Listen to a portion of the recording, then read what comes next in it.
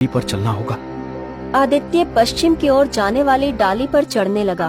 कुछ ही देर के बाद उसे चक्कर आ गए और उसने अपने आप को एक और नगरी में पाया, जहाँ पर चारों ओर अंधेरा फैला हुआ था और एक बूढ़ी औरत बैठी हुई रो रही थी।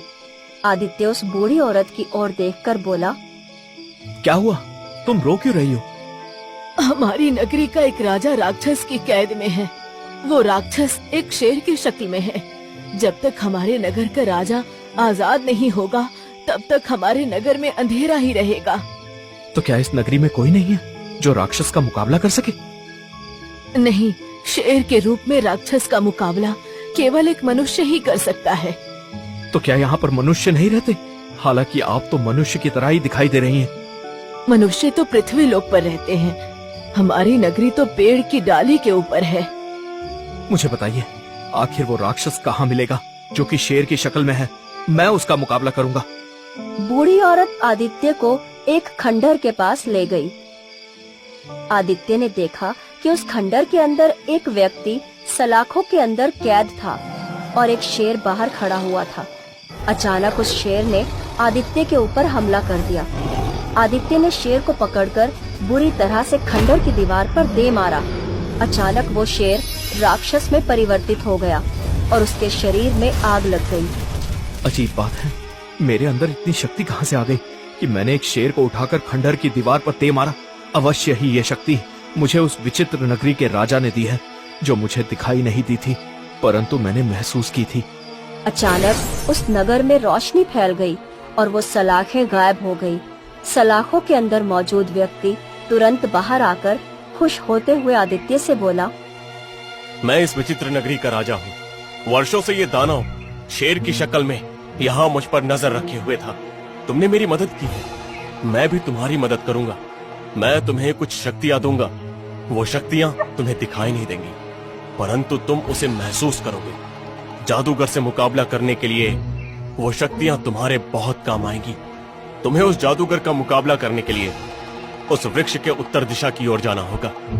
आदित्य इससे पहले उस व्यक्ति से कुछ पूछता, परंतु अचानक उस व्यक्ति की आंखों से रंग बिरंगी किरणें निकलने लगी और आदित्य अपने आप को और ज्यादा शक्तिशाली महसूस करने लगा।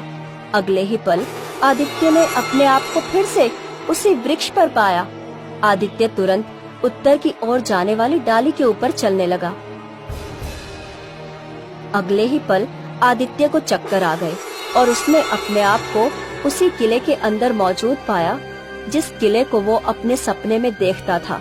तभी आदित्य के कानों में एक स्त्री के रोने की आवाज टकराई। आदित्य उस आवाज की दिशा की ओर दौड़ने लगा। कुछ ही देर में वो उन सलाखों के सामने खड़ा हुआ था, जहाँ पर एक सुंदर स्त्री रो रही थी। आदित्य को देखकर वो अचानक चुप हो गई। आदित्य उस स्त्री को आश्चर्य से देखने लगा। तुम तो वही हो जिसे मैं अक्सर अपने सपने में देखता हूँ। मेरा नाम चंद्रलेखा है। जब मैं छोटी थी तब मेरे महल के राजगुरु ने मुझे एक ऐसी विद्या सिखाई थी जिससे मैं मुसीबत में उस व्यक्ति से मदद मांग सकती हूँ जो व्यक्ति वीर हो और दूसरों की सहायता करने वाला हो। मैं इस विद्या का उपयोग कर रही थी। दूसरे शब्दों में अगर कहा जाए तो मैं ही तुमसे अपनी विद्या के सहारे मदद मांग रही थी। आखिर तुम्हें यहाँ पर किसने कैद किया है? मैं केशव नगर राज्य के राजा विक्रम की पुत्री हूँ। हमारे राज्य में कुछ वर्षों पहले एक जादूगर आया जो हमारे राज्य के निर्दोष लोगों की बलि चढ़ा रहा था।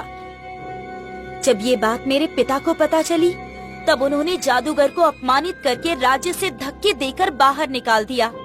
जादूगर बदला लेने के इरादे से मेरा अपहरण करके मुझे यहाँ पर ले आया। कुछ दिन तक तो मैं यही समझती रही कि मैं धरती लोक में किसी किले में कैद हूँ, परंतु कुछ समय बाद मुझे एहसास हो गया कि ये मेरी दुनिया की नगरी नहीं, बल्कि किसी और दुनिया की विचित्र नगरी है, जहाँ पर मेरे अलावा और कोई नहीं। चंद्रलेखा ने इतना कहा ही था कि तभी वहाँ पर रंग बिरंगी किरणों के साथ एक व्यक्ति प्रकट हो गया, जो आदित्य को घूरते हुए बोला, कौन हो तुम? तुम मुझे बताओ कि तुम कौन हो? मैं एक जादूगर हूँ। अब तुम मुझे ये बताओ कि तुम तो इंसान हो और इस नगर में इंसान नहीं रहते, तो तुम यहाँ पर कैसे आए? ये बताना मैं तुम्हें जरूरी नहीं समझता।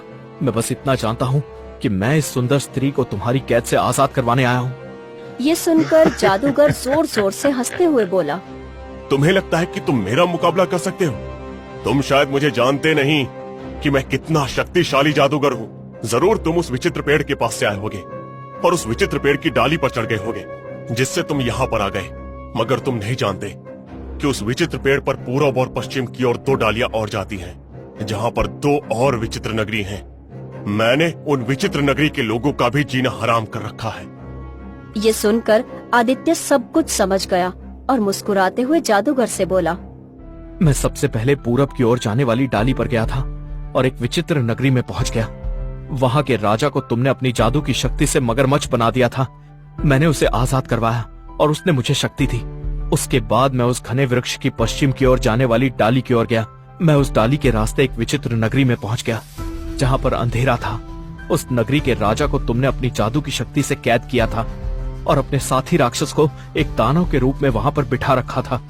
मैंने तुम्हारे साथी राक्षस के रूप में शेर को खंडर की दीवार पर पटक दिया और तुम्हारा वो राक्षस जलकर राख हो गया।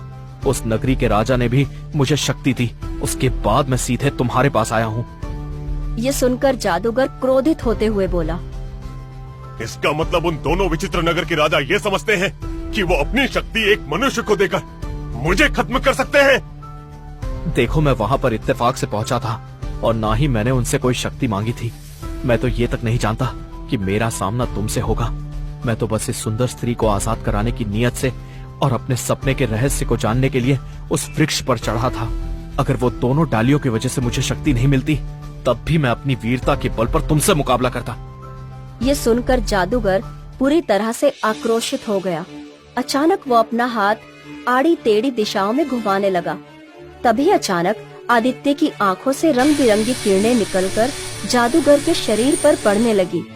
अगले ही पल जादूगर के शरीर में आग लग गई और वो जलकर राख हो गया। उसके राख होते ही चंद्रलेखा जिन लोहे की सलाखों के अंदर बंद थी, वो लोहे की सलाखें गायब हो गई और वो आजाद होकर दौड़ती हुई बाहर निकल आई। तभी वहाँ पर रंग बिरंगी किरणों के साथ उस विचित्र नगरी के 2 राजा प्रकट हो गए। हमें विश्वास था कि हमारी मदद करने के लिए एक न एक दिन कोई मनुष्य जरूर आएगा, इसलिए मैंने तुम्हें अपनी शक्ति दी। दरअसल वो जादूगर बहुत ही महत्वाकांक्षी जादूगर था, जो वृक्ष के ऊपर स्थित विचित्र नगरियों के ऊपर कब्जा करके अपना शासन करना चाहता था।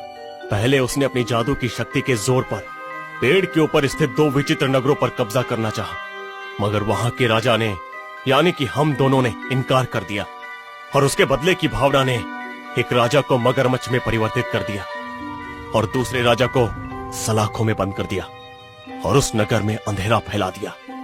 तुम जिस किले में खड़े हो वो भी एक विचित्र नगरी है। यहाँ के राजा ने हार मान ली और उस जादूगर ने इस विचित्र नगरी के सारे नागरिकों को मारकर उनकी बलि ले ली, क्योंकि वो अमर होना चाहता था।